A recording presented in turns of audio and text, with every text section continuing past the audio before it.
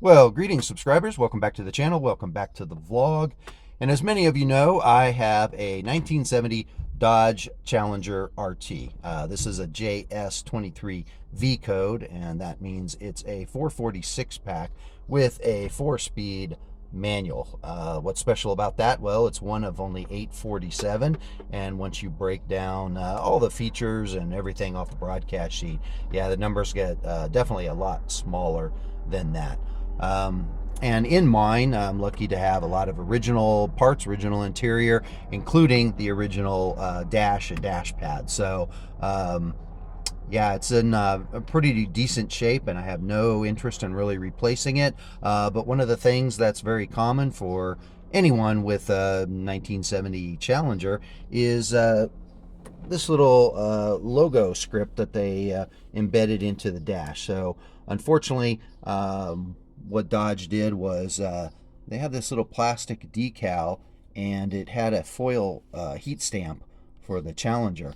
And typically, you know, for most people, I'm sure after the first maybe month of ownership and wiping this thing down with chemicals, that chrome finish, you know, was gone. So there's a lot of cars, you know, that look like this, or they've popped this out and bought a replacement from, say, Classic Industries or Year One. And let me tell you, those replacement decals, they're garbage. They look terrible. The font doesn't match. It's too fat, and also you have to break this and kind of just stick the other one or glue the other one in place if you don't have the dash pad off and the dash out, where you can actually screw in the pins in the back.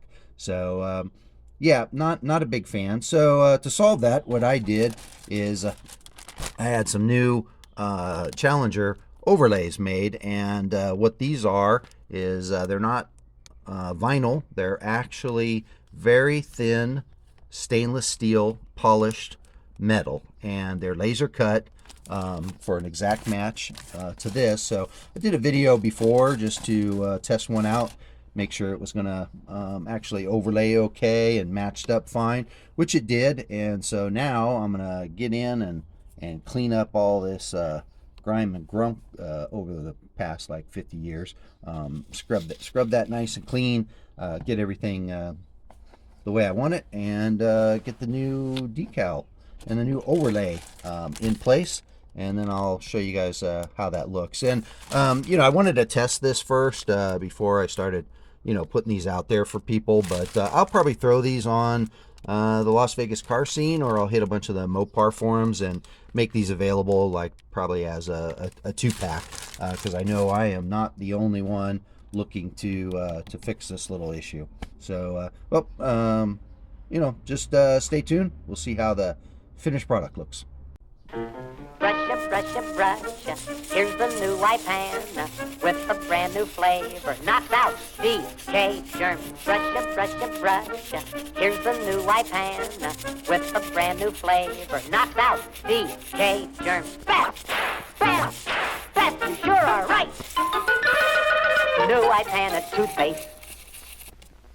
Okay, so here's what the finished product looks like after installation. Again, these have transfer tape with adhesive. So once you get that laid on there perfectly, just peel this back. And there you go.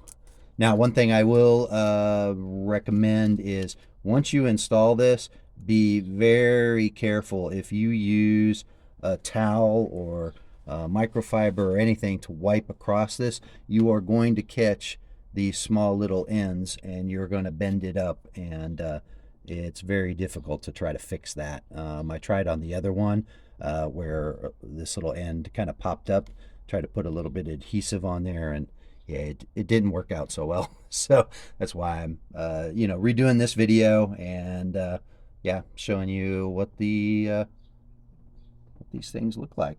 So again, these are a very thin stainless steel metal polished surface, laser cut on a adhesive transfer tape with adhesive on the back of the actual Challenger script.